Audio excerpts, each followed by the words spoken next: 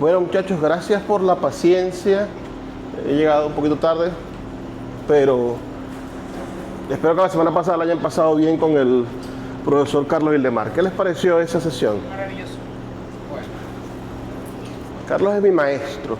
Yo siempre he dicho que si algún día me lleva la policía así como a los tipos estos que sacan en los noticieros, yo voy a decir todo lo que sé se lo debo a Carlos Wildemar. te voy a decir algo muy honesto, me enamoré. ¿Te enamoraste de Carlos? Bueno, a veces pasa. Ah, la mano de obra. ¿Les gustó el libro? ¿Lo leyeron? Una parte. ¿Trabajaron algún texto con él? Cuéntenme un poco cómo les fue la semana pasada.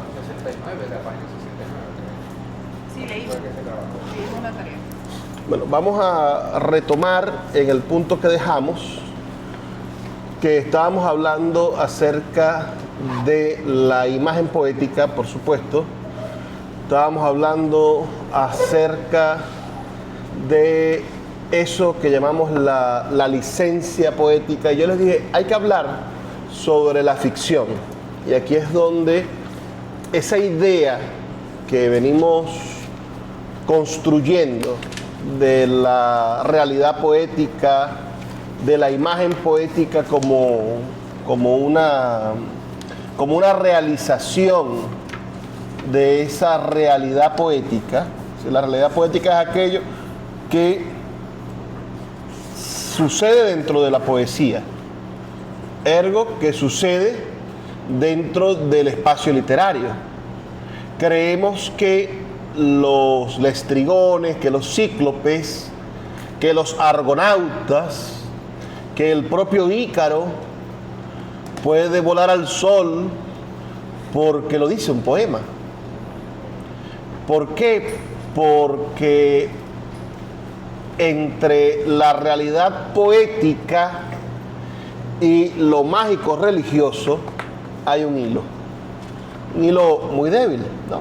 ¿Qué nos hace pensar a nosotros que Jesucristo resucitó cuando ningún otro ser humano ha resucitado y no hay evidencia de que haya resucitado? Bueno, porque tenemos fe en eso. Pero llega un punto donde no se trata de fe. Es decir, si yo leo el Quijote, yo sé que Miguel de Cervantes escribió el Quijote y que Alonso Quijano no fue una persona verdadera y que todo eso que sucedió dentro del Quijote no es palabra de Dios, es decir, no es verdad inexpugnable, es decir, que no es una verdad a la cual no se le puede llevar la contraria. Para los wayuu, nosotros lo vemos de esta manera, uno de sus dioses, Juyá, cuando se hace presente, porque además es como un poco esquivo, se hace presente en forma de lluvia, porque le gusta bendecir en forma de lluvia. Y cuando llueve, él preña la tierra. Es decir, en ese desierto que es la Guajira, de repente todo florece, todo se vuelve verde. Preña a más la tierra. Y ustedes dirán, qué básico, ¿no? Esta cultura tiene como dioses a los elementos. Es como aquellos que alababan al sol. Cuando digo aquellos, me puedo referir a los incas que alababan al sol o a los egipcios que alababan al sol. Tenían al dios Ra, que era el dios sol. Entonces, tú dices, bueno, pero una relación directa, el sol lo produce todo y por eso lo alaban. Quizás es más lógico entenderlo así que como después lo iría desconstruyendo Levi-Strauss, que estuvimos hablando de Levi-Strauss, con la composición de dioses que asumieron actitudes más humanas. Porque ¿qué pasa con Anubis, el dios de la muerte de los egipcios? Es un dios quizás más complejo que el dios Ra, porque la nobleza de Ra es una ley, es la justicia. Es decir, si tú te enfrentas a Ra, él te va a secar, te va a calcinar, porque el sol, precisamente, si tú te quieres enfrentar a él, te va a someter hasta deshidratarte, hasta insolarte. Pero al mismo tiempo, gracias al sol, sabes cuándo nace el día. Gracias al sol hay vida, tienes la posibilidad de que haya lluvia. Es decir, el sol motoriza todo si tú observas. Es decir, evidentemente, en las temporadas donde brilla más el sol, hay más interacción entre los animales porque es una forma de energía. Pero después, los egipcios y todas las sociedades, pensemos en los griegos, fueron haciendo dioses más complejos. Dioses complejos en base a la forma en la que íbamos teniendo nosotros relaciones sociales. Es decir, los egipcios que empezaron a alabar al sol, quizás no habían desarrollado, cuando empezaron a alabar al sol, no habían desarrollado una sociedad tan compleja como la sociedad faraónica, que es una sociedad terriblemente compleja, y me lo dirá mi amigo el sociólogo. Es decir, es una sociedad muy compleja. Es una sociedad de castas, es una sociedad de castas por profesiones. Es decir, los arquitectos o los constructores tenían una forma de ser y tenían una forma de esoterismo, de conocimiento. Los escritores tenían una forma de conocimiento, las mujeres, las madres tenían una forma de conocimiento, los agricultores tenían una forma de conocimiento e intentaban ser como clanes para tener importancia. Es decir, yo no le voy a revelar a los constructores los secretos de cómo se cultiva el arroz, o no sé si comían arroz, o la cebada. ¿Por qué? Porque yo necesito al constructor, pero el constructor necesita al agricultor. Quizás de allí, de esos secretos, vienen o dicen ellos que vienen los masones, ¿no? Dicen de los secretos de los constructores de las pirámides, que finalmente terminaron construyendo los grandes templos.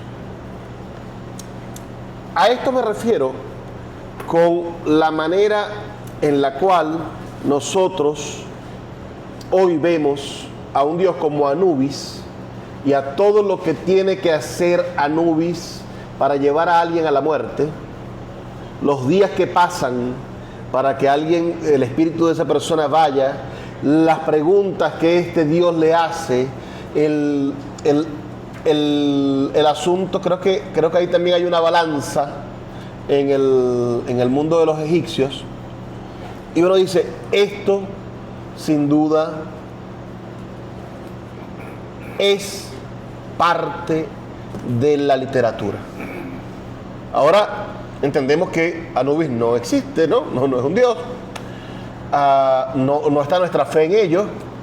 Tú le decías a un sacerdote de Anubis que no existía y te mataba. Ahora tienes la oportunidad de ponerlo en tela de juicio y maravillarte con la inventiva de esa población. Imaginemos una población muchísimo más rica y más antigua en la escritura, como los Vedas. Vayamos e imaginemos un libro, uno de los libros religiosos más antiguos que hay, que es el Bhagavad Gita, que puede ser leído como lo es, como una historia épica maravillosa, como una historia de amor, que es una historia de amor, y donde uno entiende cuál es el mensaje de ese Dios tan particular, que se parece, por cierto, mucho a Jesucristo, en algunos de sus predicamentos, que es ese Dios Shiva, que le toca a Shiva este momento histórico, porque además parece que es una gran empresa familiar, donde a cada uno le toca dirigir la empresa en algún momento, a los dioses hijos del dios Brahma, que es el Dios que fluye de todas las cosas, y creador de todo el universo, no creador de la tierra, creador de todo el universo. Entonces Shiva viene a pacificar el mundo a través del amor y le enseña a los hombres a usar el karma, a usar las tres cosas importantes: el karma, el dharma y el kama, que no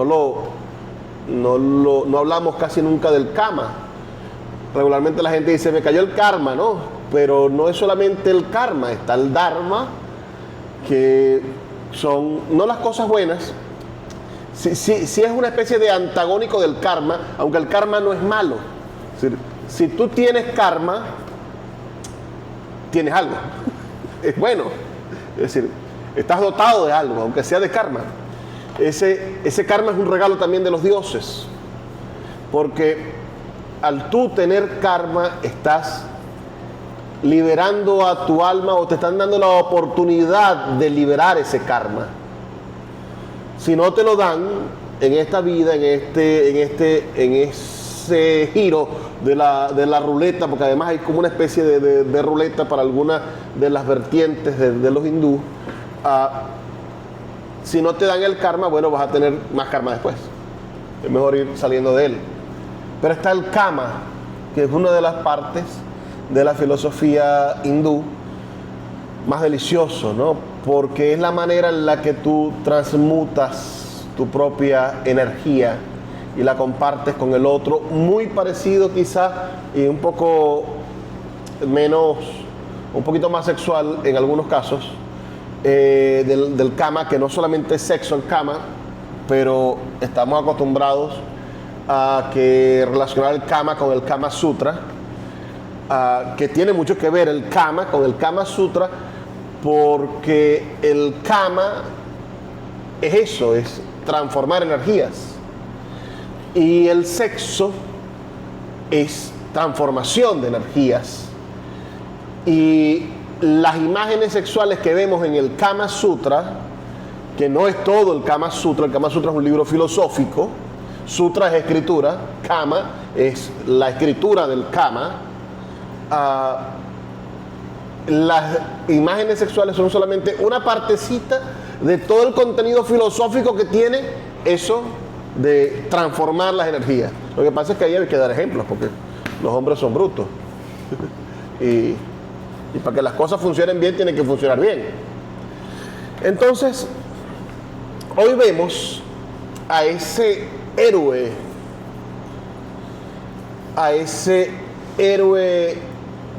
de la mitología, digamos, hindú, Shiva, o si nos vamos más atrás, vemos a un tipo bueno como es ese hombre cabeza de elefante, Ganesha, y nosotros decimos, esto es literatura, pero qué maravillosa literatura.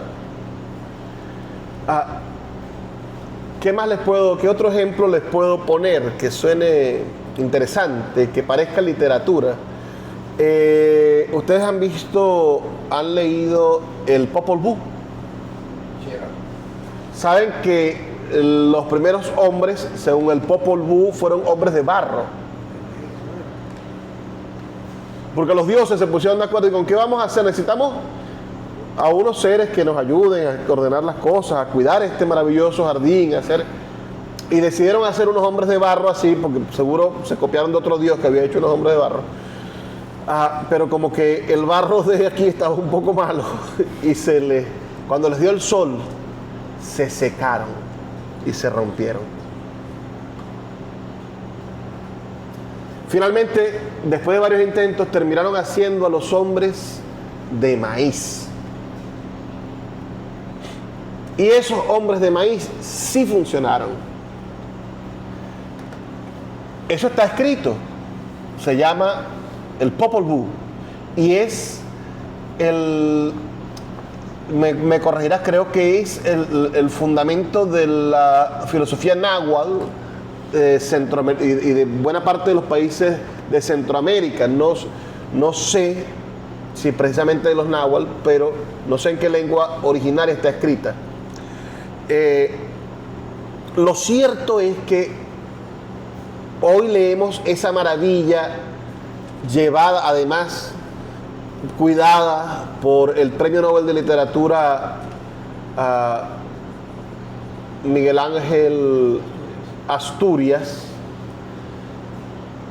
y nos maravillamos leyendo eso. Claro, nosotros no tenemos esos premios Nobel, pero cuando vamos a leer los mitos de los yukpas, que vienen de la yuca, y que Sabaseba los sembró como una yuca, y los sacó así, estaban todos llenos de tierra, o cuando vamos a ver a los barí, que vienen de una piña, y dentro de una piña resulta que la piña había salido mala y había un bebé barí adentro cuando se iba a comer la yuca, cuando se iba a comer la piña que estaba jugosita. ¿Cómo se llama el dios de los... el creador, ese como padre de los barí, ahorita no me acuerdo. Pero los barí tienen una mitología deliciosa. Los barí piensan que cuando miran al cielo y ven las estrellas, hay como un espejo, algo así, que refleja a otros barí que están del otro lado, patas arriba. O sea que arriba hay otros barís que están puestos allá por un Dios también creador de todo el universo, que no habla con los barí, que se llama Ñambo Barikoi. Él creó, igual como Brahma, creó todo el universo, las galaxias y todo lo que habla, y jamás va a hablar con un humano, porque está muy arriba, y es el Dios de energía que vuelven todas las cosas. Los barí piensan idéntico, que Ñambo Barikoi creó todas las cosas y que cuando morimos vamos a su esencia. Entonces, tú ves eso y tú te maravillas. Tú dices, ¿qué imaginación? Eso es literatura.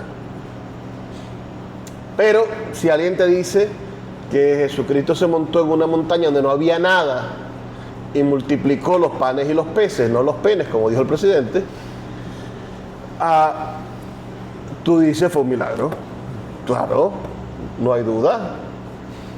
Vamos a reproducir panes y peces y eso se reproduce. Bueno, entonces, ¿qué es lo que pasa? ¿Por qué cuando decimos esto es literatura, casi que queremos decir esto es mentira? Hay una canción de La Lupe que dice, tú eres puro teatro. Que le dice al marido, al novio, a la cosa, La Lupe. ¿No han escuchado a La Lupe? Sí. Ustedes no han escuchado a La Lupe. Cuando se despechen, escuchen a La Lupe, para que vean esa vaina. Una mexicana, cubana, no cubana, una cubana que, a diferencia de Celia Cruz, tuvo una vida un poco menos exitosa. Las dos eran grandes consumidoras de cocaína, pero a La Lupe le dio por meter heroína y la heroína la mató, la acabó. Siempre hay que buscar un límite. Yo me quedé con el whisky 18 años, hasta ahí llegué.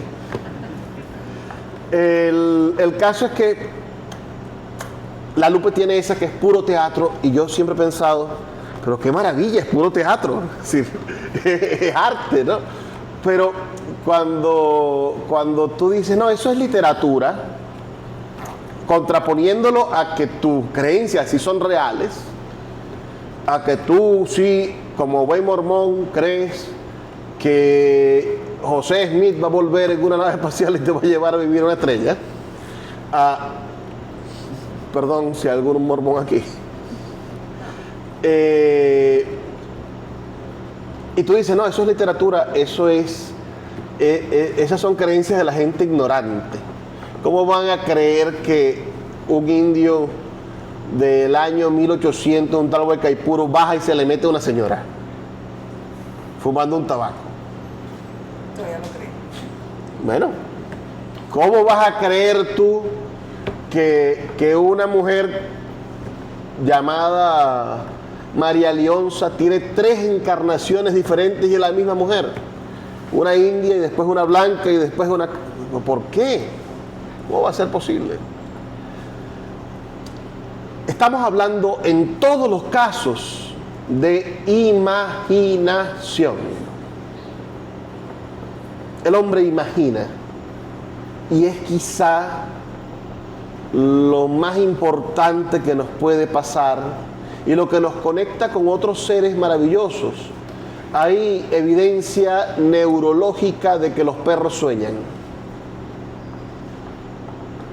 Hay evidencia neurológica de que un perro puede soñar. Mi perrita sueña, Ajá. la dormida. Eso es maravilloso, porque el cerebro del perro logra conectarse con nosotros por muchísimos motivos, pero el perro sueña. Hay animales que no sueñan, animales que entran en vigilias. Es decir, se apaga su estado consciente y empieza a funcionar a lo que tenemos todos los animales, que es nuestro sistema parasimpático, que es como el stand-by de las computadoras o de los televisores, la lucecita que se prende y se apaga, esperando que usted pase por el frente.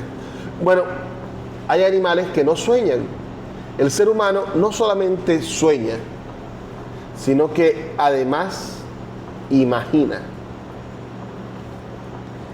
No sabemos qué otros animales tienen la capacidad de imaginar. Sabemos los que tienen capacidad de comunicarse. Las ballenas se comunican, los delfines se comunican, los monos se comunican, algunos otros primates. Sabemos, por ejemplo, por los delfines, que los pájaros se comunican, pero quizás los pájaros tienen algo mucho más complejo, que son esas cosas electromagnéticas, esa capacidad de entender el campo electromagnético de la Tierra. A veces no sabemos si se comunican como tal o si siguen ciertas rutas electromagnéticas, pero la comunicación de los delfines y de las ballenas es profunda, ¿no? Es gigantesca. Y ellas se cuentan las rutas, son capaces de contarse las rutas y de advertir, y eso está demostrado ahorita por las maneras en las cuales se han logrado defender y cómo cambian sus rutas frente a los balleneros. Los japoneses siguen cazando ballenas. Y cazar ballenas no es cosa fácil. Y cada vez hay menos ballenas. O se cazan menos, hay menos ballenas, ciertamente, por problemas climáticos. Pero ahora es más difícil atrapar a las ballenas porque las ballenas cambian sus rutas cuando las ballenas que avistan a los balleneros logran avisarles. Recuerden que el canto de una ballena logra recorrer kilómetros debajo del agua. Logran avisar a las otras ballenas que los balleneros vienen en camino. Pero no sabemos si ellas tendrán la capacidad de contar historias de balleneros en las noches y decirle a los pequeños ballenatos que no se acerquen cuando escuchen el sonido de alerta de una ballena que ha visto un ballenero. Pero sí sabemos que Herman Melville escribió Moby Dick porque estando él en un puerto escuchó la historia de una tripulación que se enfrentó a una poderosa, fuerte e indomable ballena blanca. Y salvó la vida, esa gente salvó la vida de casualidad. Y a Herman Melville eso lo obsesionó hasta que escribió la historia de ese capitán que recorrió todos los mares en busca de esa ballena blanca. Tenemos la capacidad de imaginar y tenemos la capacidad de construir historias. Por eso, cuando se trata de la fe, cuando se trata de las creencias, vienen a darse estas variaciones asombrosas, pero en algunos casos coincidentes. Pensemos en el Inca, pensemos en Quetzalcóatl. ¿Cómo se parece Quetzalcóatl a las madres de agua ¿O cómo se parece el diluvio universal a el diluvio de los sumerios o a lo que aparece en el Popol Vuh? Que no había manera que se comunicaran. Pero ¿por qué pasan estas cosas? Porque alguien empezó a imaginar para explicar lo inexplicable y sin duda otra persona le creyó. Alguien tuvo fe en eso. Y al tener fe en esa creación, en ese invento, en esa construcción de la imaginación, entonces empezó a generar el mito. Con la literatura pasa exactamente lo contrario. Recuerden lo que le comentaba de Chatien de Troyes en el año 900, el año 1000, que al tipo se le ocurre: yo tengo esta historia maravillosa del Santo Grial. Si hay que buscar el Santo Grial, porque sería, imagínense ustedes, comenzaban dentro de poco, a los años, comenzaban las cruzadas. El año 1100, 1200 fueron los años de las cruzadas.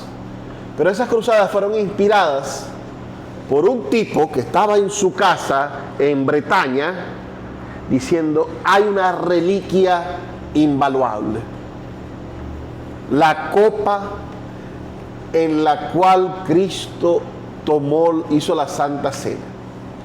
¿Quién tuviera esa copa, chico? Si yo tuviera esa copa fuera feliz. ¿Te imaginas? Allí convirtió el vino en su sangre, porque además Dios no juega carrito, el tipo lo convirtió en sangre. Entonces escribió la historia de ese primer hombre que se atrevió a buscar el cáliz mágico del Santo Grial. Son tres cositas: el Santo Grial, la fuente de la eterna juventud, que es una vaina espectacular. Es decir, si usted consigue la fuente de la eterna juventud, usted se meta en un charco y salga joven para siempre. Era el deseo maravilloso, porque la gente vivía hasta los 33. No había para más. Y Merlín era sabio porque tenía 60. Y era un hechicero. Si ese brujo llegó a los 60. Y la espada del rey Arturo. Nadie puede sacar la espada del yunque, solo el que está destinado a ser rey.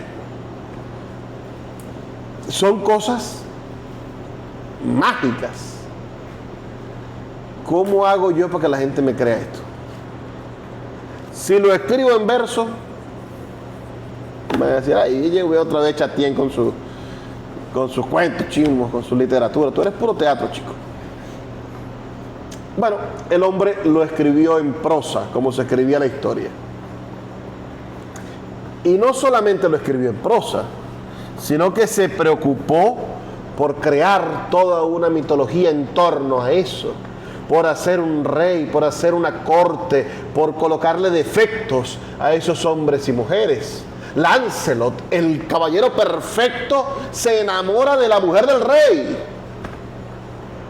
de Ginebra. ¡Qué traición! ¡Qué cosa tan terrible! ¡Qué amor tan imposible!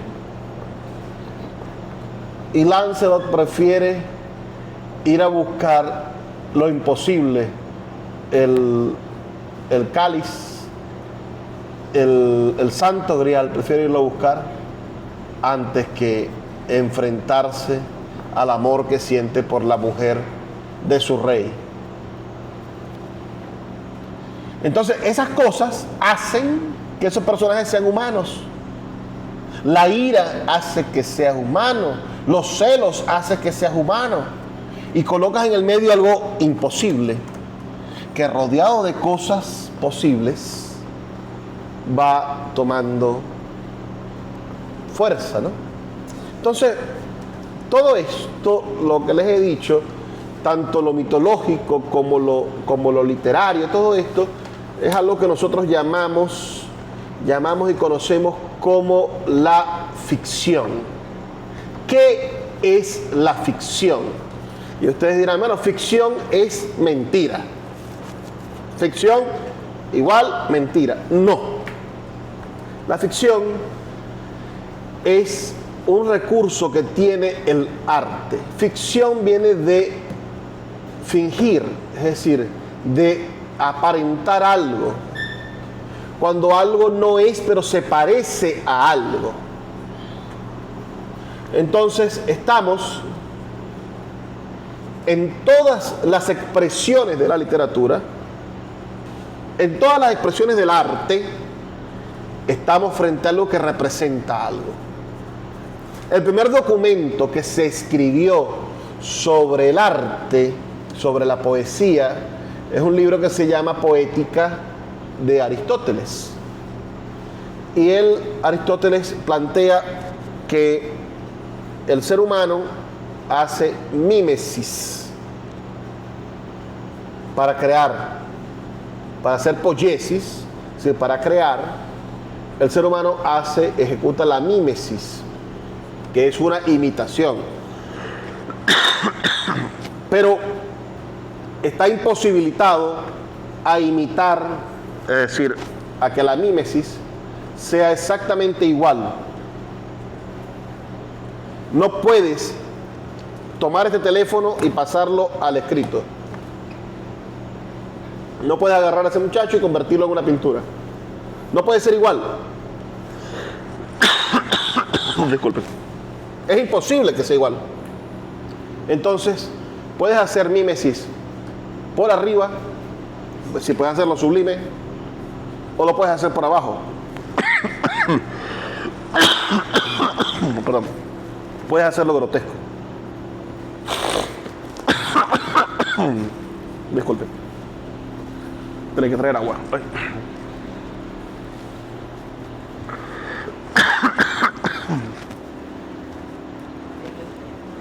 Ok. Entonces, partiendo de ese principio aristotélico, nosotros, todo lo que escribimos, todo lo que es arte, todo es ficción. Y como ficción, no quiere decir que sea mentira. Les pongo un ejemplo. Una fotografía es una pieza de ficción. Y ustedes dirán, pero si en esa fotografía salgo yo y sale mi abuela, ¿cómo vas a decir tú que eso es ficción? Porque es una representación en papel tuya y de tu abuela. No eres tú y no es ella. Son una ficción de ustedes. El problema está en si esa ficción, una broma, es verosímil o es inverosímil.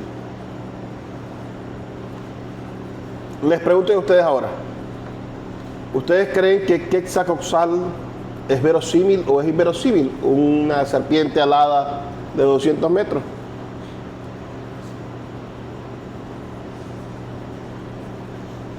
A mí me parece lógico.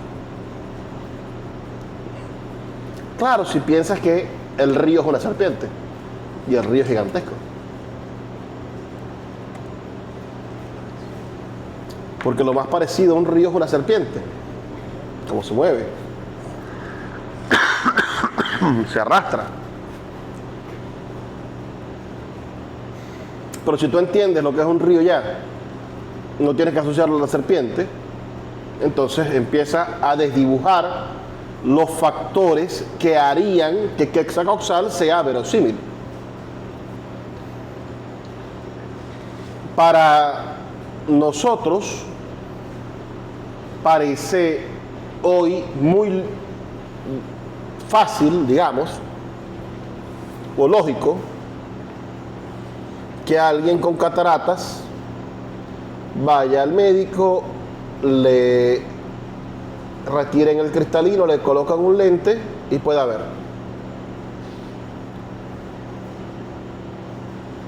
Cuando Jesucristo le pasaba la mano por los ojos a alguien y lo hacía ver, no quiero decir que le haya puesto un lente intraocular, pero algo hizo.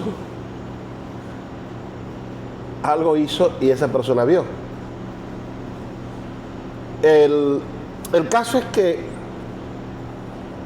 para nosotros es inverosímil, si no lo vemos desde la fe, que el mar Rojo se abriera por la mitad para que cruzaran todos los judíos.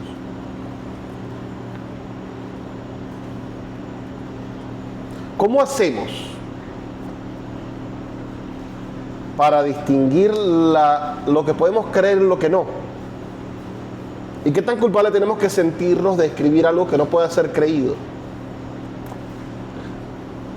Cervantes tiene un personaje completamente creíble. Nosotros sabemos que alguien se puede volver loco leyendo. Claro, lo hace con un poco del tono de humor, pero Don Quijote es un personaje idealista narrado por un hombre que estaba apegado a la realidad. Cervantes jamás puso al Quijote a volar. Jamás puso al Quijote a hacer algo que no pudiera hacer un anciano loco.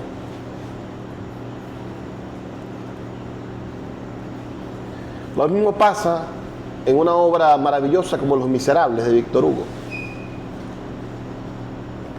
Jean-Baptiste hace lo imposible. Hace lo que nadie puede creer.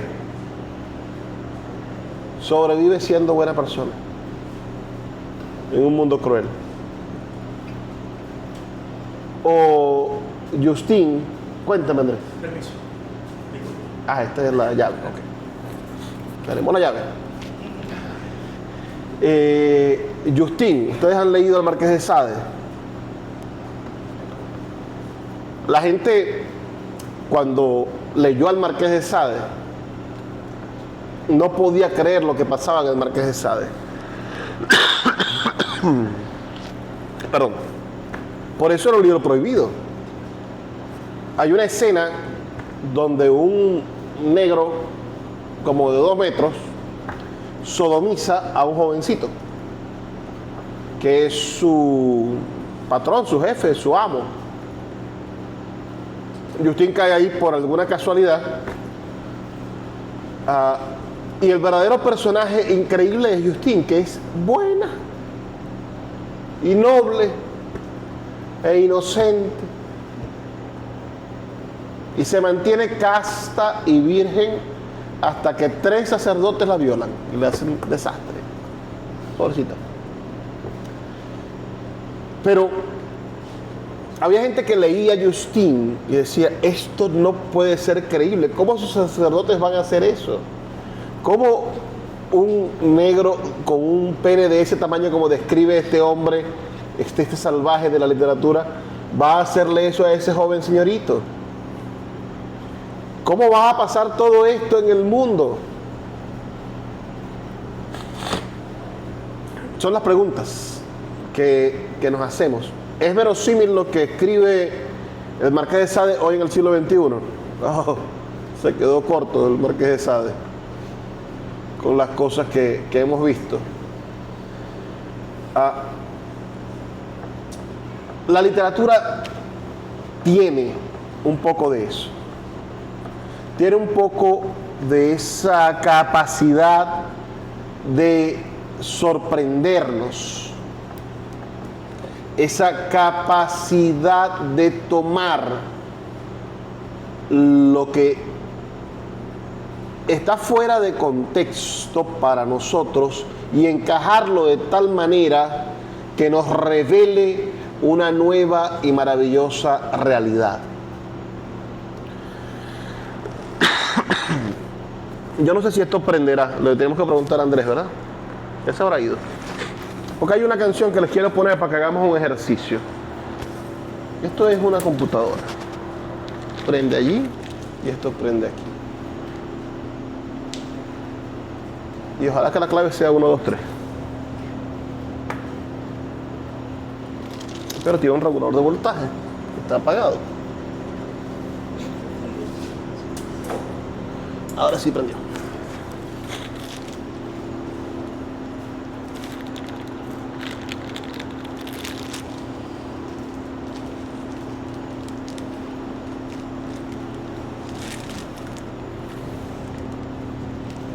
Hay una canción que no sé cómo vamos a hacer con el video porque no nos bloquee YouTube,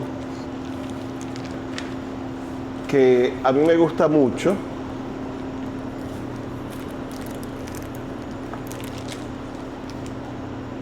Que el televisor sotea.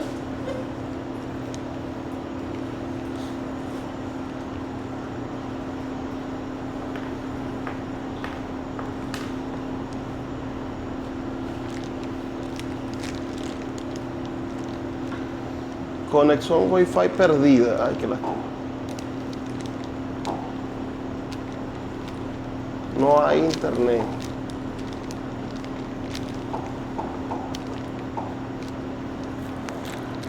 Vamos a ponerle internet.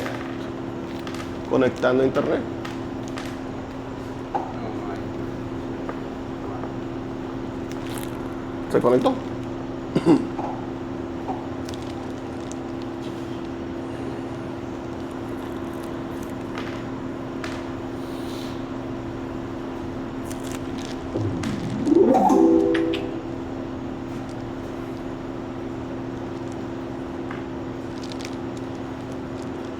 A ver, a mover la colita. Tú deberías tener un audífono aquí para yo decirle que me escuche. Adán García. Esto es lo que he encontrado en YouTube. Vamos a escuchar esta canción de Rubén Blades. Se llama Adán García, quizás ustedes todos la conocieron. En base a esa canción vamos a hacer un ejercicio narrativo de perspectiva. Vamos a escucharla. ¿La han escuchado todos? No. Me suena así, yo lo ¿Sabías que la caspa puede ser la causa de la caída? Libérate de la caspa. Cuidado, quedan sombras.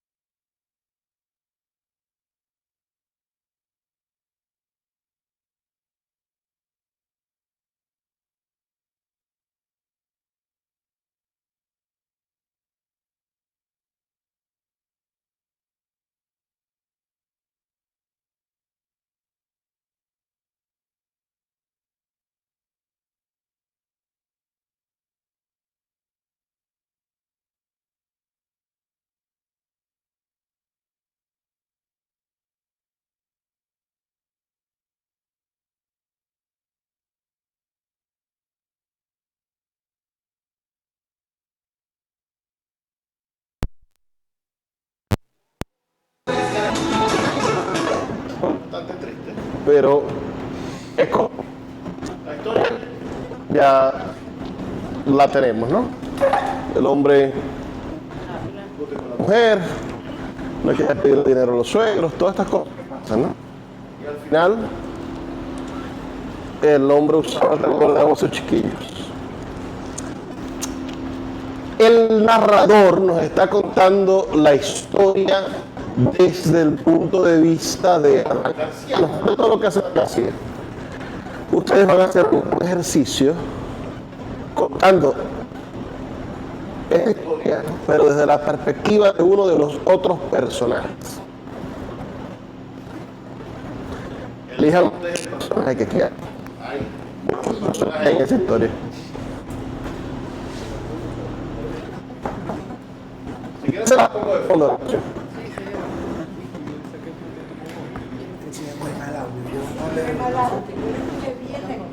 Tan bonito el televisor y tan mal audio.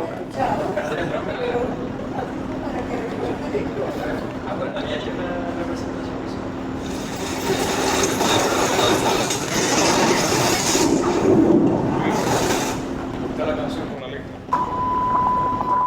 Claro. Se busca en la teléfono.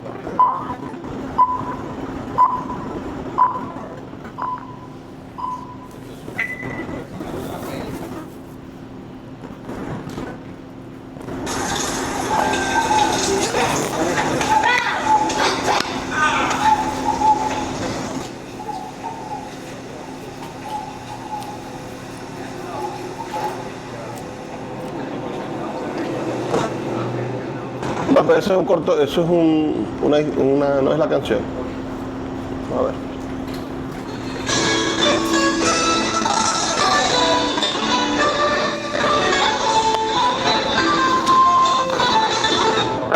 El último día en la vida de Adán García lo halló como todos los otros de su pasado, soñando ganarse el voto en la lotería, los hijos y la mujer durmiendo a su lado. Adán salió de su casa al mediodía después de una discusión muy acalorada. Su esposa quería pedirle plata a los suegros y Adán besaba a sus hijos mientras gritaba: esto se acabó, vida. La ilusión se fue vieja. El tiempo es mi enemigo. En vez de vivir con miedo, mejor es morir sonriendo con el recuerdo vivo. Por última vez entró en la tienda del barrio y allí le enviaron un paquete de cigarrillos. Por la avenida central lo vieron andando, sin rumbo, las manos dentro de los bolsillos. Desde que Adán fue botado de su trabajo, dijo un vecino, noté en su forma de ser un cambio muy raro. Él siempre baracho, andaba quieto, pero con la tranquilidad del desesperado. Dice el parte policial que Adán llegó a un banco y le gritó a la cajera que le entregara todo el dinero que en su caja tuviera, y que si no lo hacía, él la mataba. El hombre amenazó con una pistola, dijo una doña. Por eso es que él daba lo que él quisiera. Por la clase de salario que aquí me pagan, no voy a arriesgar la vida que Dios me diera. Cuentan que al salir Adán corriendo del banco, se halló con una patrulla parqueada al frente, que no le hizo caso al guardia que le dio el alto, que iba gritando y sonriendo como un demente. Al otro día, los periódicos publicaban la foto de su cadáver en calzoncillos. La viuda de Adán leyó en la primera plana: ladrón usaba el revólver de agua de su chiquillo. Esto se acabó, vida, la ilusión se fue vieja, el tiempo es mi enemigo, y yo, para vivir con miedo, prefiero morir sonriendo, con el recuerdo vivo. Parece un poema de esos melodramáticos. En la danza es más menos emotivo. Algún personaje de la... Creo que un personaje. Uno de los personajes, es decir, Pero un personaje puede ser algo inanimado. Un personaje puede ser la pistola de agua, supongo. Por eso, o sea, Un personaje puede ser la cajera. Un personaje puede ser La señora que dijo que la señora de la tienda. policía. el tiempo es un personaje. El tiempo. Porque es enemigo de ya. Podría ser, claro. Pero se escribe, Tenemos la historia. Ahora tienes que, escribir en la no, perspectiva de tienes que contar esta historia. Porque vamos a hablar ahorita de la trama. Entonces vas a contar esa historia desde una perspectiva de uno de los personajes que está dentro de la historia. Ya conoces la historia, lo que pasó, de principio a fin. Ahora tienes que elegir con quién vas a contarla. 15 minutos. y de extensión, No muy largo, por favor, para que lo podamos... 5 líneas. Sí, 5 líneas, 10 líneas. No más de una partida, por favor. ¿Cómo era que se llamaba la esposa? La esposa No tiene, lo único que tiene nombre es Adán. Ajá. Le puede dar el nombre a la esposa.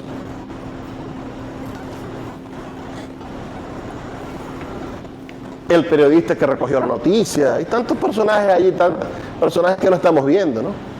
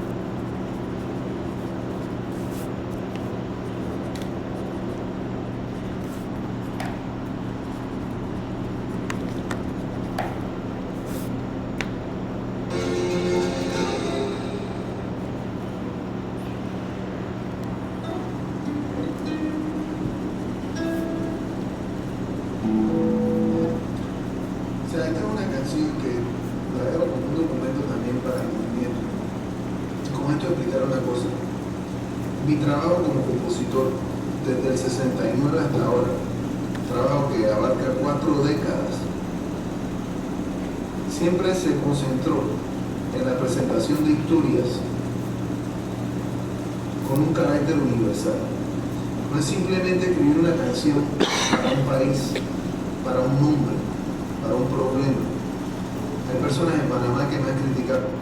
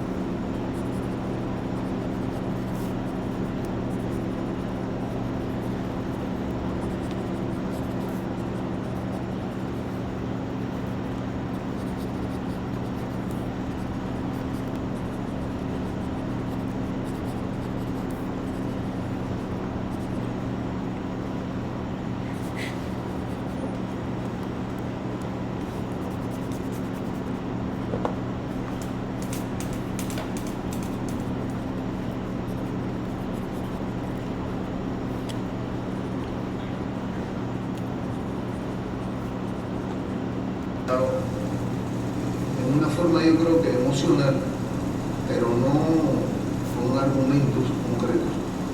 Por no haber escrito canciones directamente a factores eminentemente nacionales. Contesto no solamente con esta canción, sino con el trabajo mío. El trabajo mío siempre tuvo un tono universal y lo voy a mantener de esa manera. Soy panameño, soy un producto de esta sociedad, con mucho orgullo, la misma sociedad que me ha permitido a través de las experiencias formativas de mi carácter, el desarrollarme al punto de obtener este sitial que tengo en términos de música.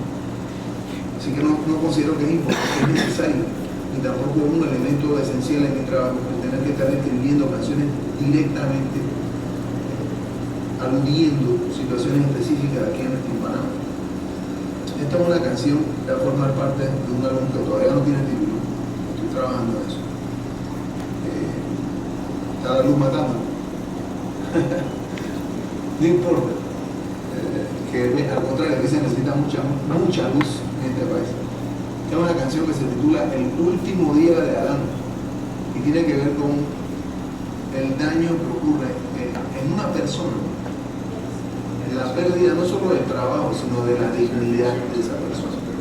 Cómo esa persona resuelve a su forma su problema de pérdida de dignidad, la pérdida de la oportunidad de brindar sustento a su familia, lo más importante, la pérdida de su propio valor frente a la sociedad. Un problema de desempleo. Aquí en Panamá hay mucho desempleo, pero Panamá no es el único país que sufre este desempleo. Por eso no ubico a Adán en Panamá, lo ubico en el mundo.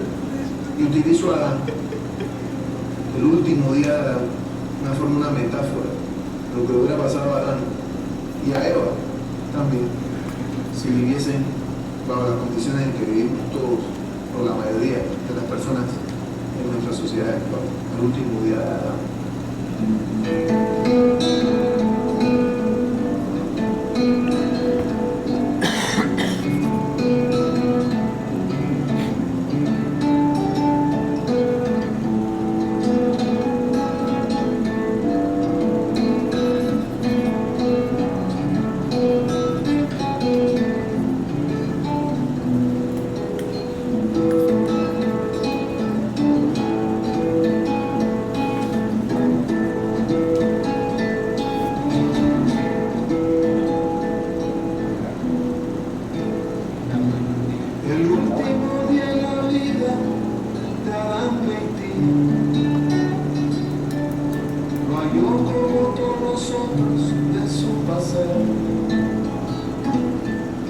Soñando ganarse el doble, la lotería, los hijos y la mujer durmiendo a su lado. Adán salió de su casa al mediodía, después de una discusión muy acalorada. Su esposa quería pedirle plata a los suegros, y Adán besaba a sus hijos mientras gritaba: esto se acabó, mira, la ilusión se fue, vieja, y el tiempo viene enemigo. Y yo a vivir, pero prefiero vivir perdiendo el recuerdo.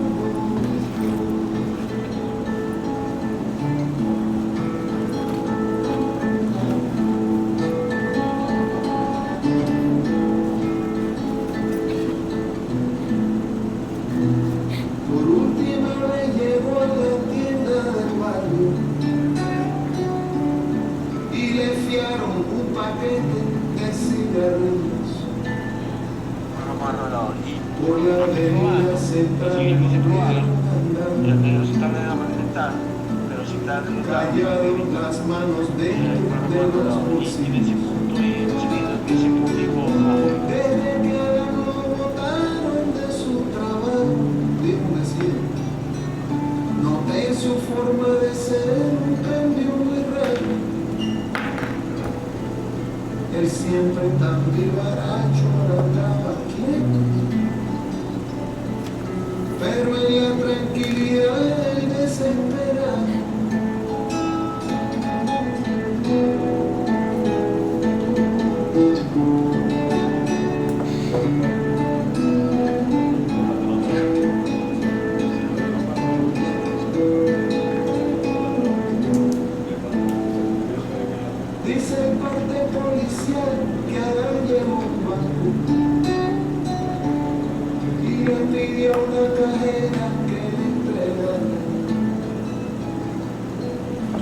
dinero que ya en su caja tuviera, y que si no lo hacía pronto que la mataba. El hombre me amenazó con una pistola, dijo la doña. Por eso es que le entregué lo que me pidiera, con la clase de salario que aquí me pagan. No voy a arriesgar la vida que Dios me diera. Dicen que al salir a dar corriendo del banco, se halló como una patrulla parqueada al frente, que no le hizo caso al guardia que le dio el alto, que iba sonriendo y gritando como un demente. Al otro día los periódicos publicaban la foto de su cadáver en calzoncillos. La esposa de Adán leyó en la primera plana: ladrón usaba el revólver de agua de sus chiquillos. Esto se acabó de vida, se fue vieja, el tiempo es medio. Y yo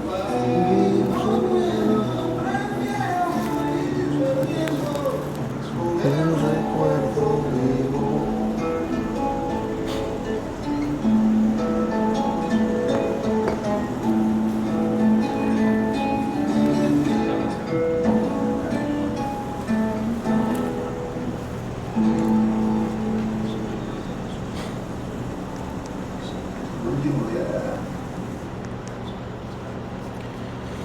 Bonita esa versión acústica, ¿no? Sí. Es otra cosa. Creo que había una versión en rock and roll que había hecho un grupo.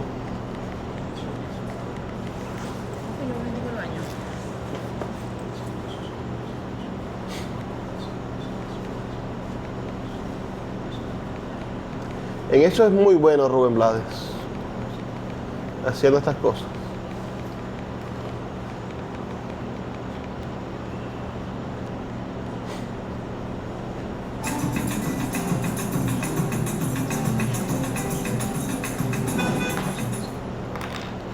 Ya no pensaba si recibirás gritando, esto se acabó, mira, se fue,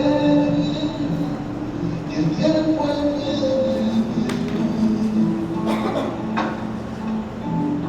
y en vez de vivir no quiero, vengo de morir, soñando con el recuerdo.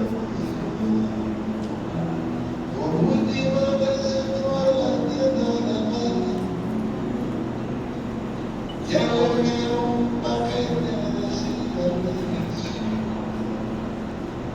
Por la avenida central lo quiero contar, sin rumbo, las manos dentro de los bolsillos. Debe haber precisado de su trabajo, no de su forma de ser un cambio extraño. Él siempre tan vivaracho abogado,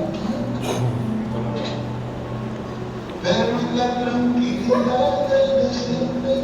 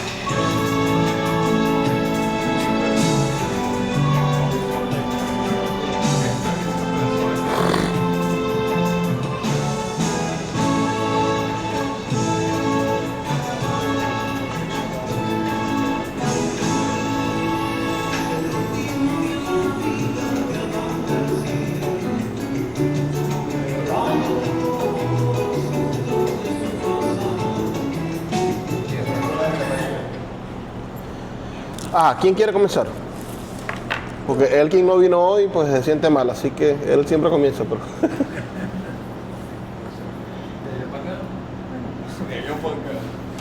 Aquí la periodista lo tiene listo. Yo puedo comenzar. Ella, como buena trabajadora periodística, tiene listo el reporte de Página Roja. Yo lo hice desde la perspectiva del niño. Bueno. Del niño. Pero tienes que leer fuerte para que te escuchen ella. Ajá, voy. Bueno, voy a parar. No te preocupes, eso tiene buen amplio.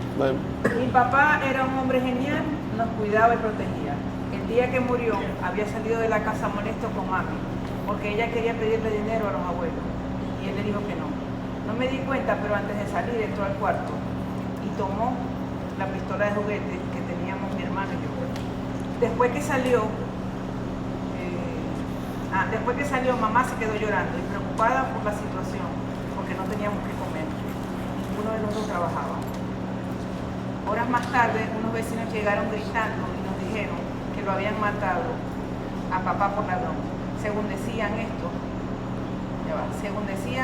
entró en un banco y robó el dinero con la pistola de juguete. Mi papá no era malo, expresó el pequeño inocente llorando. Mira que ahí hay una doble perspectiva. Porque cuando cerraste con expresó el pequeño inocente llorando, hay otro filtro ante nosotros que el niño. Alguien está recogiendo las declaraciones del niño. Sí, más o menos así fue lo que decía. Sí, bueno, por eso el que está recogiendo las declaraciones del niño es nuestra perspectiva real. Bueno, el cuento que echa el niño. Claro, pero imagínate, ¿sí? Pongamos que sea cine. Tú como periodista recogiste la versión del niño. Sí, claro. En ese momento, cuando sacaste la cara del niño, se abrió la imagen y resulta que había un periodista escuchando lo que decía el niño. Pero está bien, claro. ¿Qué debemos hacer nosotros en narrativa? Tenemos las historias. En narratología hay varias narratologías, esta cosa donde se habla de la teoría de cómo se escribe un cuento, de cómo se escribe una novela, tal. Hay dos cosas que la gente tiende a confundir: la trama y la historia. La historia de Adán García, como la cuenta Rubén Blades, coincide la trama y la historia. Porque él pelea con su mujer, sale a fumarse un cigarrillo, fía el cigarrillo, va al banco, asalta a la señora, sale, no escucha la voz de alto del policía, lo matan y al día siguiente sale en el periódico su foto en calzoncillos. Ese es un poco el orden en el que va la historia. Usted conoce la historia porque conoce una estructura cronológica, es decir, conoce una crónica de un suceso. El narrador en la literatura tiene la posibilidad de cambiar la trama. ¿Qué es una trama? Son hilos, es un tejido. Cambiar la trama de la historia. Nosotros podemos tejer, teniendo la historia de Adán García, podemos tejer la historia de muchísimas maneras. En tu caso, la historia está tejida en base a que hay un periodista entrevistando al niño. Pero imagínate todas las posibilidades que tenemos para contar esta historia, que es nuestra historia fundamental, para tramarla, es decir, para enredarla en un tejido narrativo que nos permita finalmente entender que en el campo de la ficción, es decir, en el campo de la imaginación, todo es posible.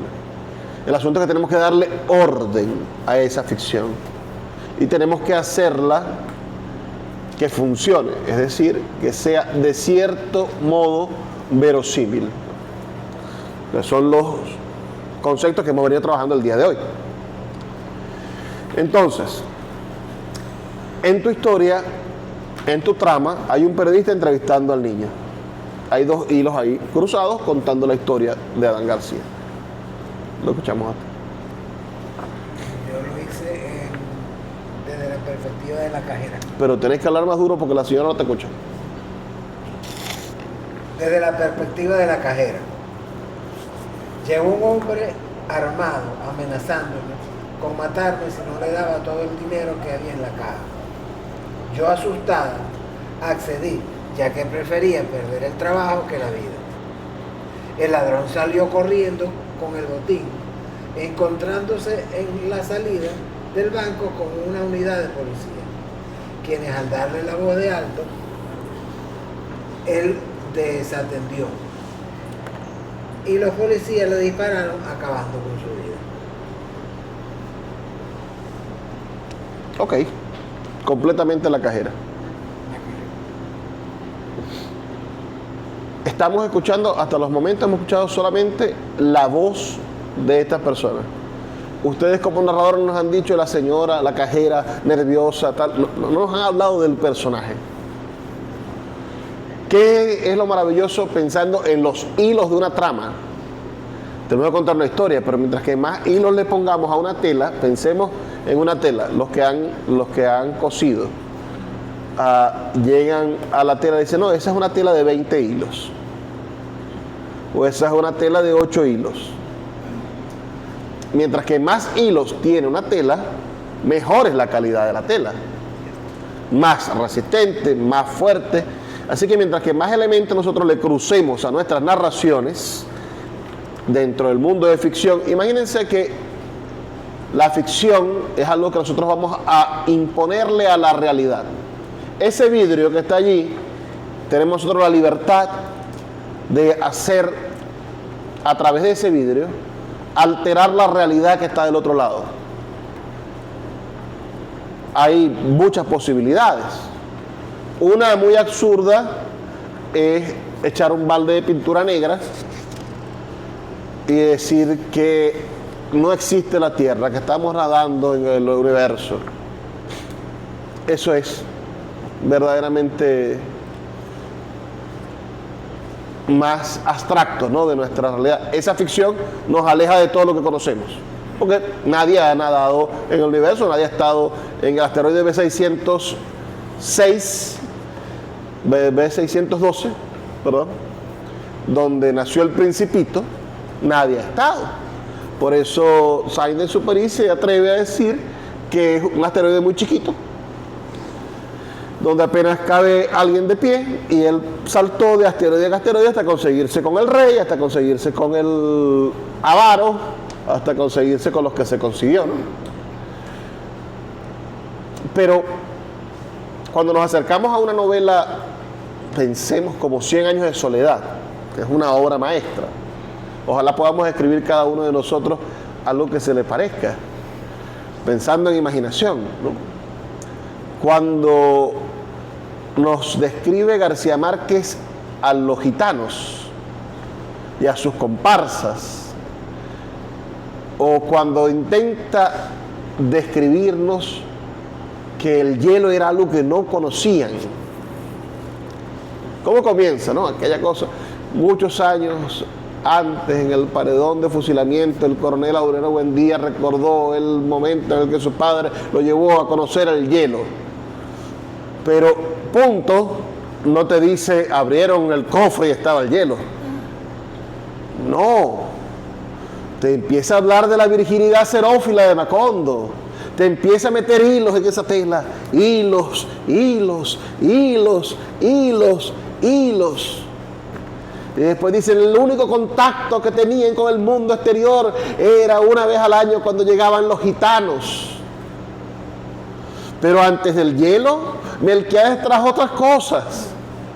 Y entonces te presenta Melquiades. Y por eso, cuando conoces el hielo, que lo conoces en ese capítulo, ¿no? Pero cuando por fin conoces el hielo, ya sabes quién es Melquiades, ya sabes por qué José Aureliano Buendía estaba pegado a su padre siendo el más pequeñito, el más indefenso, el más flaco. Ya sabes por qué José Arcadio era un hombre gigantesco, Aureliano era un hombre flaquito. Ya sabes que José Arcadio además tenía una amistad con el gitano porque le parecía que José Arcadio era el más inteligente de todos. Ya sabes cómo se conformó todo.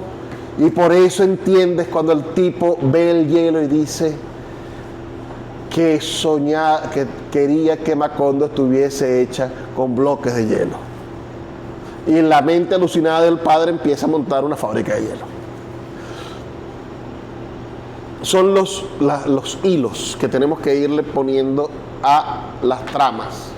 Tenemos una historia y somos buenos para conseguir historias. Yo estoy seguro que ustedes todos los días ven historias asombrosas. La diferencia entre una historia asombrosa, buena historia que se nos atraviese, y una historia literaria es la capacidad que tengamos para tramarla, para conseguir lo que la va a hacer interesante, lo que la va a hacer literatura, lo que la va a hacer sobresalir de la vida real. Sigamos. Muy interesante agarrar a la cajera. La cajera es un personaje muy divertido porque tiene ese chiste que está en la canción de por la clase de salario que aquí me pagan. Te toca a ti. ¿Cómo te llamas tú? Ángel, disculpa. No lo llegué a completar, pero vamos. Dale. Ya el cuento no lo sabemos, la historia no la sabemos, nos falta es la trama. Papá, no te pudiste sacar el premio de la lotería. Tenés que hablar más duro porque no está escuchando el tocayo. Tiene mucho pelo, no puede escuchar. Papá, no te pudiste sacar el premio de la lotería, el premio gordo. El último día donde dormimos juntos con el calor familiar. Te fuiste de la casa al mediodía después de la discusión con nuestra madre, solamente por pedirle prestado a nuestro abuelo un poco de dinero. Te fuiste sin saber que volverías. Ok. A ver, yo escuchándote.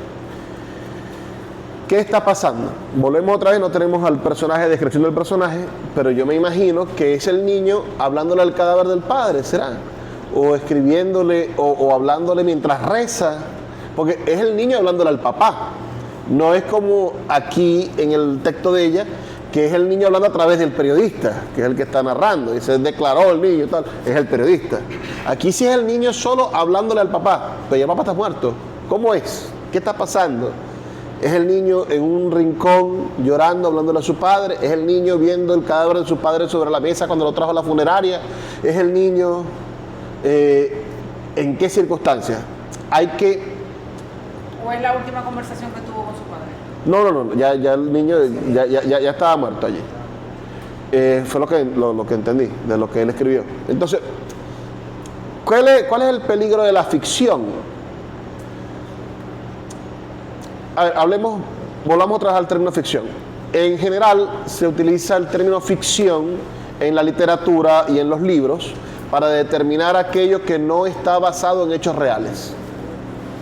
Es decir, hay una gran diferencia en los géneros artísticos entre los géneros de ficción y entre los géneros documentales. Los géneros documentales no buscan la verosimilitud. La ficción busca ser verosímil, es decir, me quiero parecer a la realidad, verosímil. Símil es parecerse y vero es verdad, me quiero parecer a la verdad. Eso lo hace la ficción.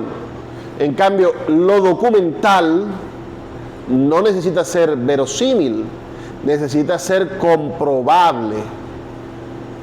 Tiene que estar documentado. No solamente tiene que parecer verdad, sino que tiene que demostrarse que es verdad. Por eso cuando vemos esos documentales falsos de las ventas de medicamentos o de Herbamatin que te hace crecer el pelo o deje de fumar con tal cosa, jamás te demuestran nada porque no tienen manera de hacerlo. En cambio, cuando vas a ver un documental sobre las pirámides de Egipto, te muestran la tumba, te muestran la trampa, te muestran tal cosa, o en el peor de los casos una reconstrucción que hizo tal especialista. ¿Por qué? Porque no solamente basta en el documental con parecerse a la verdad, es decir, con ser verosímil, sino que además tiene que ser comprobable. Aquí tú tienes que comprobar que Adán García existió. Pero tú puedes pensar que alguien en el nivel de desesperación de un personaje como Adán García pudo haber llegado a robar un banco con una pistolita de agua.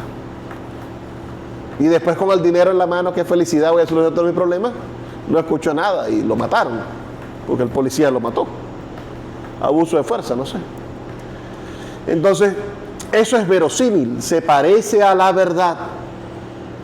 En cambio, en la literatura nosotros tenemos que, hacer lo posible por acercarnos a ello. Entonces, le decía yo, la ficción hay que hacerle horizontes, porque si no, vagamos en la nada, es muy amplio, ¿no? Hay un hombre que se llama Thomas algo, un libro, se me olvidó el apellido otra vez,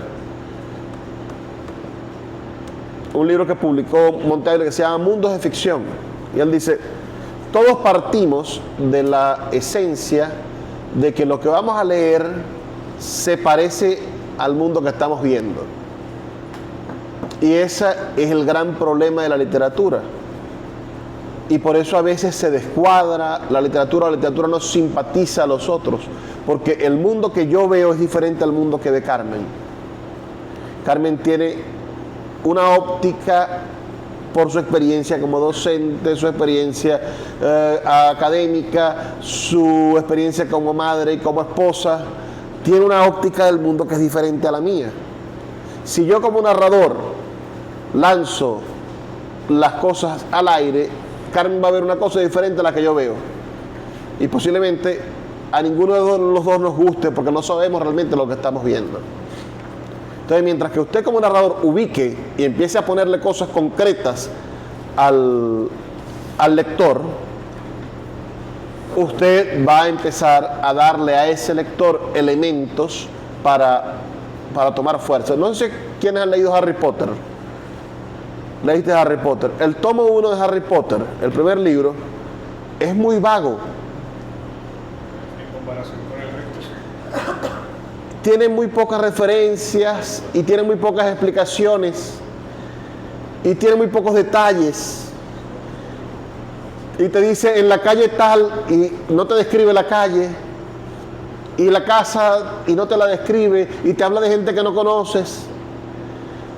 Y tú sigues leyendo el libro, porque la narración es más o menos interesante, o porque te lo recomendaron, o porque viste la película, y terminas el libro, pero cuando llegas al segundo, dices, esta mujer cambió completamente. ¡Wow! Es decir, esta calle por donde caminó ahora Harry, o este pasillo, tiene una historia, y tiene un pasado milenario.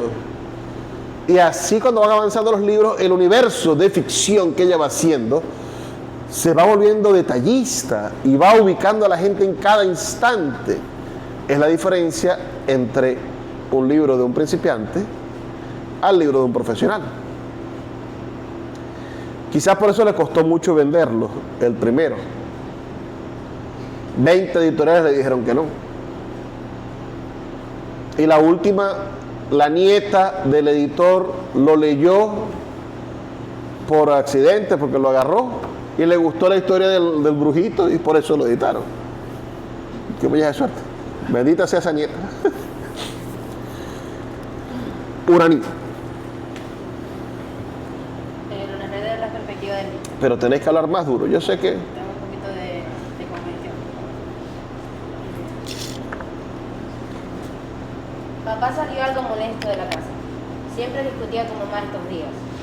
Me quedé jugando con mis hermanos, ya que no encontraba mi revólver de agua. Le pregunté a mamá y solo me dijo, ay, mijito, sabrá Dios dónde lo habrás dejado. Ese día papá no volvió a la casa. Lo esperé hasta tarde, pero nada. En la mañana vi en la televisión qué había sido de él. Pobre papá, él solo quería jugar al ladrón y al cristiano. Muy bien, muy bien. además contextualiza en el universo del niño, ¿no? El niño no entiende lo que estaba pasando, dice que estaba jugando. Muy bien, me gustó. Además, ese cambio temporal también, en la ficción tiene que pasar el tiempo. ¿Qué pasa con una novela? Les pongo ejemplo, una novela clásica latinoamericana, Aura. En Aura, de Carlos Fuentes, una novela cortica de 40 páginas. La pueden leer y léanla y me van a hablar sobre el tiempo en esa novela, para que ustedes vean lo que pasa en esa novelita. Eso se lee muy rápido. El protagonista de esa novela es el tiempo. Con eso les digo todo. Y qué importante es meter al lector en la manera en la que pasa el tiempo.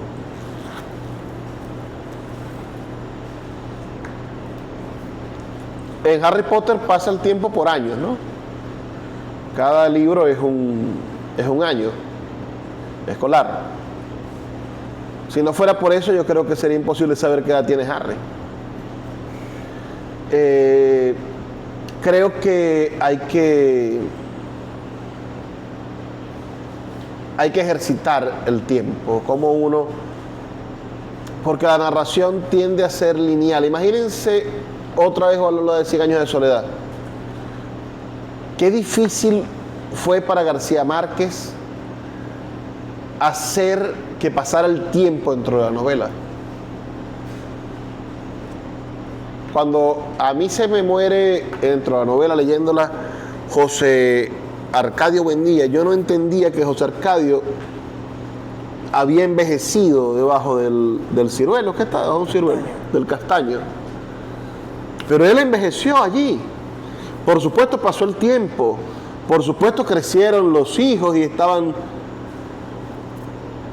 Pero qué difícil es hacer que pase el tiempo en una novela, en una narración. Ese es un problemón para todos. Entonces, vean cómo lo hace Carlos Fuentes en Aura y me van a decir cómo hizo eso. Hay que leerla así con pinza y darse cuenta de cómo te meten una trampa de tiempo. Después vienen a decir que Dark es innovadora con las cosas del tiempo. Carmen, te escuchamos. Bueno, la historia más o menos es desde la mirada de la esposa de Adán. No sé cómo salió esto ahora. Y un poco recordando la historia la mística Baríquio.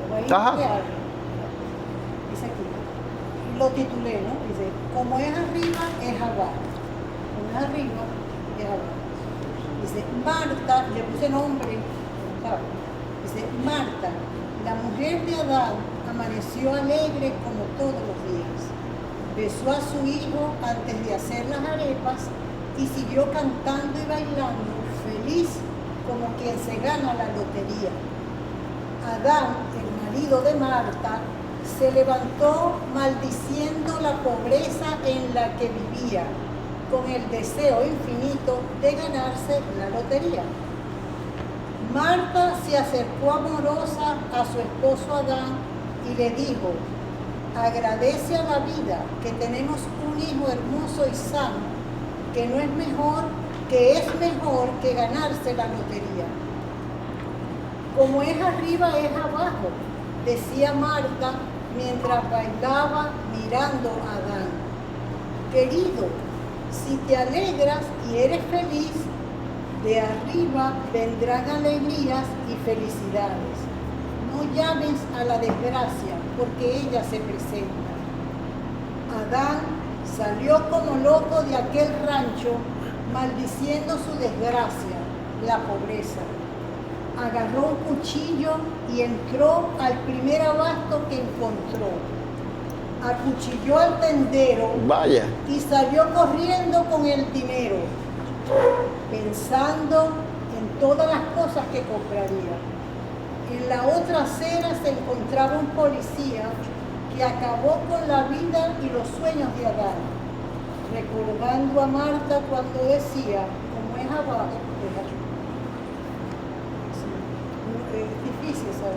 No es difícil, no es difícil. Me gusta lo que hiciste con el personaje. Claro, cambiaste la historia, porque no robó un banco, sino una tienda. Pero, a ver, dos cosas. Creaste una nueva historia. Eso está bien. No hay ningún delito en hacer eso. Pero la perspectiva, esto es para que lo anotes, comenzó con la mujer y después se fue con Adán. Perdimos el foco de la mujer. No sé si te diste cuenta. Míralo como si fuese una cámara que estuviese siguiendo a los personajes. Comenzaste enfocando a la mujer bailando, tal, la mujer dándole un consejo a Adán, y después Adán se llevó la cámara y la mujer desapareció. No hay ningún delito en hacerlo, quedó muy bien. Creo que además la metáfora de arriba y abajo la volteó y al final, abajo y arriba, también tiene su... No, pero tiene el sentido para él, porque él es lo contrario a la mujer, ¿no? Pero sería interesante que practicaras, pues se pueden seguir haciendo ejercicios. Recuerden que lo que yo les dije al principio, la única manera de aprender a escribir es escribiendo. La única manera de aprender a hacer vasijas de arcilla es haciendo vasijas de arcilla. Y de aprender carpintería es poniendo clavos, lijando y echando pega y machucándose los dedos cada vez que pones el clavo donde no es. Aquí venimos a compartir lo que estamos escribiendo, pero la idea es que podamos escribir en la casa. Que en la noche digamos, ¿qué pasaría si la mujer de Adán es la que, si lo salva? Es decir, y escribamos, porque de esa manera ejercitamos nuestra capacidad de narrar en la narrativa, que merece mucho músculo, pero también en la poesía, porque el que quiera escribir poesía, solamente ensayando 10 veces sobre el mismo sentimiento, es que logramos definir eso. Voy a contar esta llamada, discúlpame. Señor César, lo escucho. Bien usted.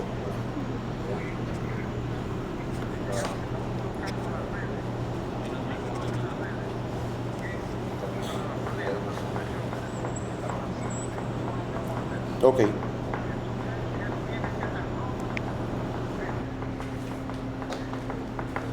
Todo se puede.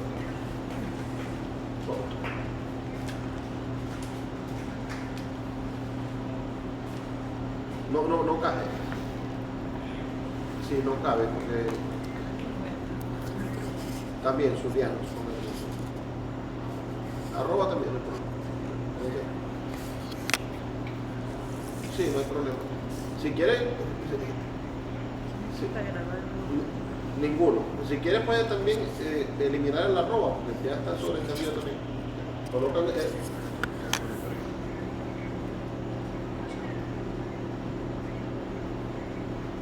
correcto, exactamente.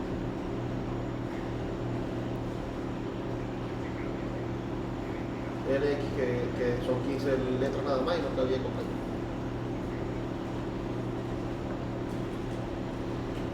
Disculpe. Cosas del deseo profundo de cambiar el gobierno que tenemos. Sería maravilloso cambiar de gobierno sin violencia. Todas las dictaduras traen una cola de muertos. Si lográramos salir de esta sin muertos, o sin más muertos, porque todos los que se nos han muerto ya, es muy doloroso ver cómo se han muerto jóvenes y no tan jóvenes, los que se han ido a las familias rotas. Yo tengo a mis 2 hijos en Estados Unidos y no los veo por culpa de esta crisis. Entonces son cosas que lo que dan son rabia. Pero la rabia hay que transmutarla en acciones y que sean acciones pacíficas. Y te da material para escribir. ¿Ah? Y te da material para escribir. Bueno, a veces. Entonces, Marta, pobre Marta, vivía con un loco. Le cayó a cuchillo.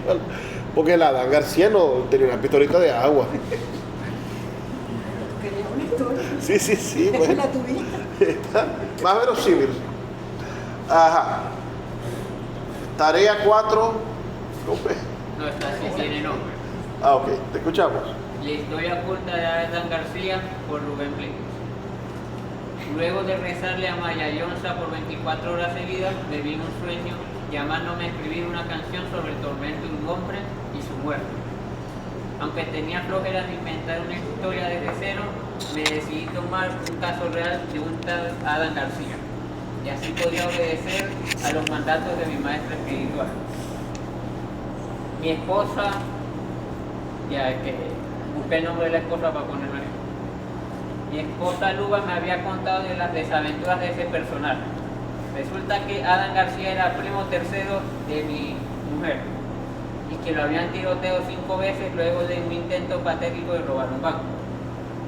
Lo más cómico es que me contaron que este recitaba a viva voz lo siguiente cerca de su muerte: esto se acabó, la ilusión se fue vieja, el tiempo es mi enemigo, y yo para vivir con miedo prefiero morir sonriendo con el recuerdo vivo. Eso lo dejé como el estribillo de mi canción porque se me había pegado por más o menos una semana.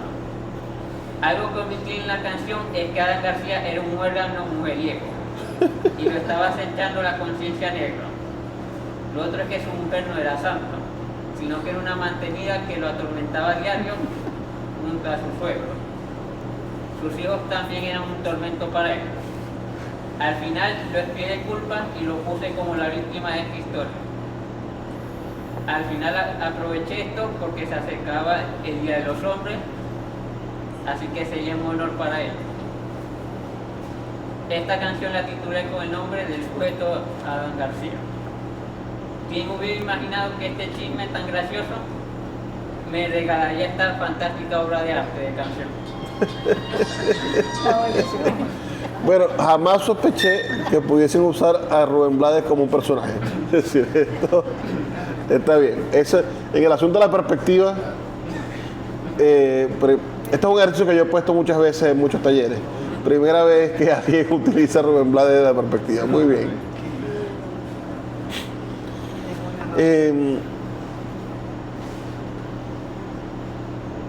Claro, hay un elemento que algún día trataremos, que es la intertextualidad, ¿no?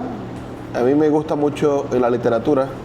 Hay una obra que me abrió a eso que se llama Los Detectives Salvajes, de Roberto Bolaño, una novelota bellísima que cuando tengan tiempo y dinero espero que la compren y la disfruten.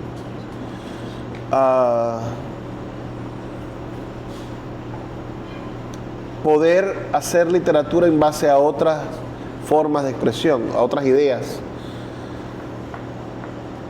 La buena literatura, la más fina literatura, es intertextual, cita a otras y a otras y a otras, pero eso hace que ciertamente sea para un círculo bastante cerrado de personas que contengan múltiples referencias. Por ejemplo, leer La Tierra Baldía de T.S. Eliot, Premio Nobel de Literatura, es bastante complicado si no eres un gran lector, si no has leído los clásicos, si no has leído a Shakespeare, si no conoces de mitología griega, si no sabes de historia universal, porque está plagada de ejemplos de esas culturas. Entonces, por lo menos aquí todos conocemos el contexto de la historia y por eso es interesante leerlo, porque ya sabemos más o menos para qué sirve la tela de esta trama.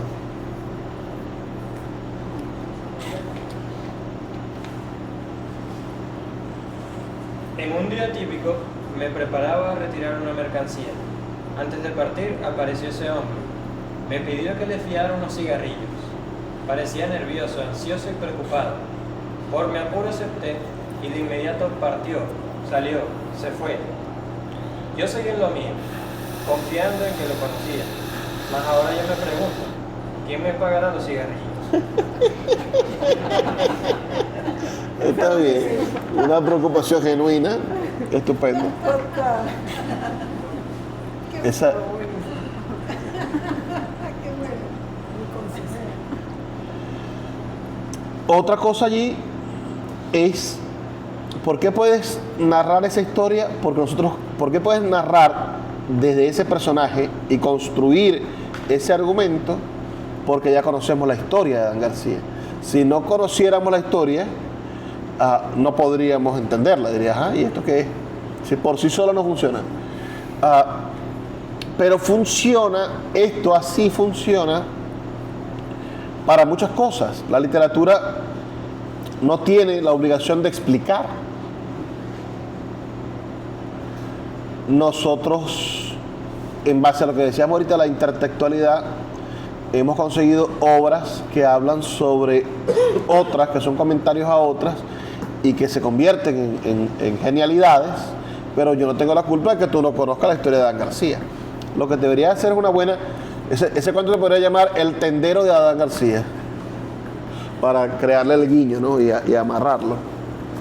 Gildardo, ahora sí te toca a ti. Ok. Soy incomprendido hasta el punto en que muchos no saben definirme. Muchos dicen que soy oro, otros dicen que soy su enemigo como Adán García. ¿Qué culpa tengo yo de ser inexorable, de acabar con las ilusiones de otros? En este sentido, el culpable de que él haya sido botado del trabajo es otro personaje, es la madre fortuna o la mala fortuna de Adán García. ¿Y tu personaje cuál es? El tiempo. Ah, ¿verdad? Que dijiste que le ibas a hacer el tiempo. Porque aquí lo pongo en diferencia. Muchos dicen que soy oro, el tiempo es oro. Claro. Entonces, por ahí pueden irse a entender la referencia. Eso viene del inglés time is money. Sí.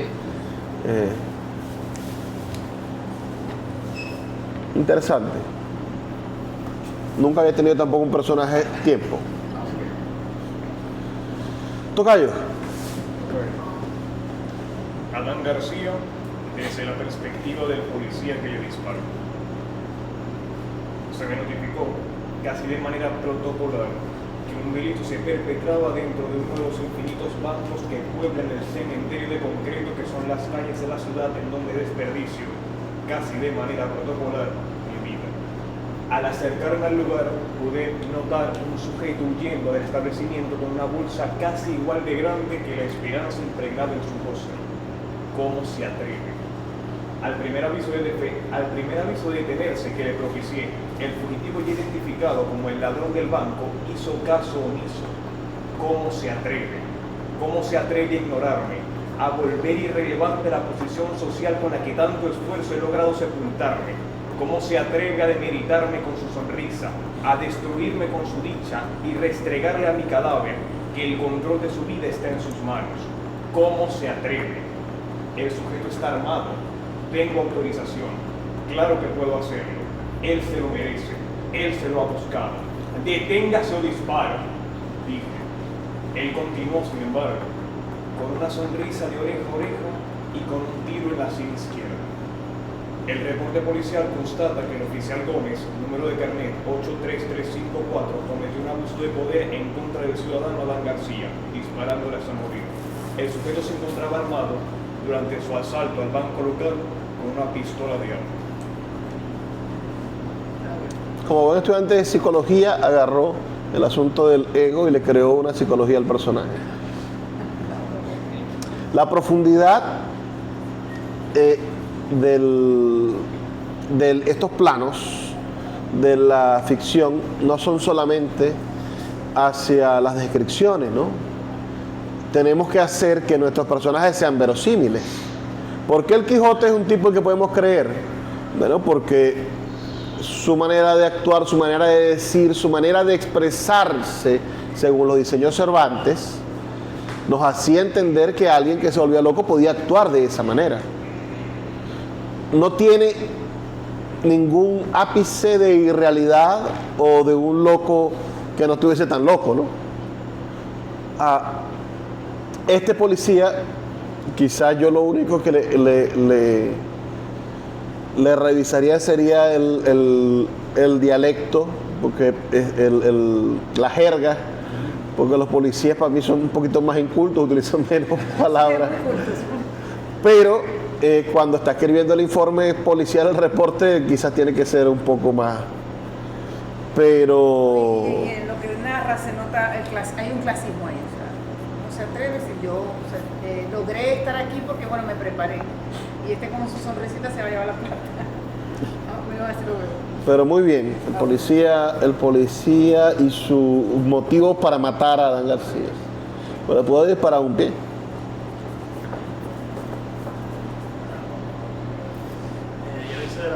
Tenéis que hablar más duro, pues yo sí no te escucho. Yo le hice la perspectiva de los niños, pero ya como en el futuro, ya de mayor. Ok. Su candor se deshizo en un estrafalario. No te escucho. Su candor se deshizo en un estrafalario alarido repentino que quemó nuestra piel con una llaga, cuyo perenne ardor siempre nos devuelve a ese momento. Buscamos olvidarlo con juegos, con risas, con agua, pero los juguetes se extraviaron con su cordura. La ilusión se fue sonriendo y se llevó mi pistola de cumpleaños a su tumba. Sí. Interesante. Es un poema. ¿Sabes qué? Curiosamente no es la primera vez en estos ejercicios que alguien dice que las pistolas de agua eran el regalo de cumpleaños. Antes Antonio Peñara había hecho algo así. Me parece curioso esa casualidad. ¿Qué les ha parecido este ejercicio de versión? A mí me gustó. Sin embargo, me di cuenta de que yo, cuando me da tiempo, me estreso. Ah, bueno. Como tiempo para escribir, me estreso. Entonces trato de comprimir el millón de ideas que me pasan por segundo dentro de lo que puedo. Y escribo muy disparatado. Entonces me como palabras, me como fragmentos completos de la historia, porque dentro de mi cabeza ya lo pensé, o sea que ya está escrito, o sea que no tengo que volver a escribirlo, y realmente no está. Pero me gustó mucho el poder expandir la visión global del suceso y darle un contexto al porqué de cada situación. Vamos a recibir otra historia. Este es el ejercicio para la casa. Es una canción que ustedes han escuchado muchas veces, ¿verdad? Ahora les voy a dar al personaje. Ustedes van a contarle esta historia que vamos a escuchar. La va a contar después el hijo. El protagonista va a ser el hijo cuando crezca, contando la historia de su padre. Juan Charrasqueado. Esto es lo que he encontrado en YouTube. Esta es la historia. Ya va, esa no me puedo. Tienen que escribir un relato con esta historia base, pero donde el protagonista sea el hijo años después. No sé si van a hacer la venganza del hijo, no sé qué van a hacer. O el hijo el muchachito que estaba llorando en el rancho cuando estaban enterrando a su padre. El hijo de Juan Charrasqueado. ¿Tiene que ser el hijo? ¿Puede ser la hija? La canción nombra un hijo, pero puede ser una hija, claro, puede ser una hija. Porque me da igual. No, porque dice, en el rancho llora un niño, dice la canción, pero podría ser una niña, claro. No hay problema. Si fue mujeriego, de repente tuvo muchas mujeres y muchos hijos. De repente tuvo muchos hijos, por supuesto que sí. ¿Por qué? Porque vamos a intentar hacer ahora una trama un poco más compleja. ¿Qué significa el padre para un personaje? Es súper poderoso. ¿Qué significará ser el hijo de Juan Charrasqueado? Ese hombre que fueron a matar un montón de hombres celosos que sentían envidia de que él fuese el que todas las mujeres quisieran en esa hacienda, la hacienda de la Flor. Era la Dolly. Sí, el Juan Charrasqueado es un personaje interesantísimo. Digo que yo pensé en este mundo era escribir y analizar. A Juan Charrasqueado. No, pero es los corridos en general cuentan historias estupendas. dense la oportunidad de escuchar corridos. En ellos hay muchísimo material literario. En los pueblos se escucha mucho de esa música. Sí, sí. Los corridos mexicanos y los corridos de música llanera, las coplas, tienen historias asombrosas y que pueden servirnos para construir nuestra literatura. Así que la semana siguiente comenzamos escuchando la versión del hijo Juan Charrasqueado que ustedes tengan. Y hay muchas versiones musicales de Juan Charrasqueado. Espero que vuelvan a Antonio Aguilar, pero hay unas voces estupendas que le han cantado. Nos avisan para traer, ¿verdad? Pueden traer tequila, pero...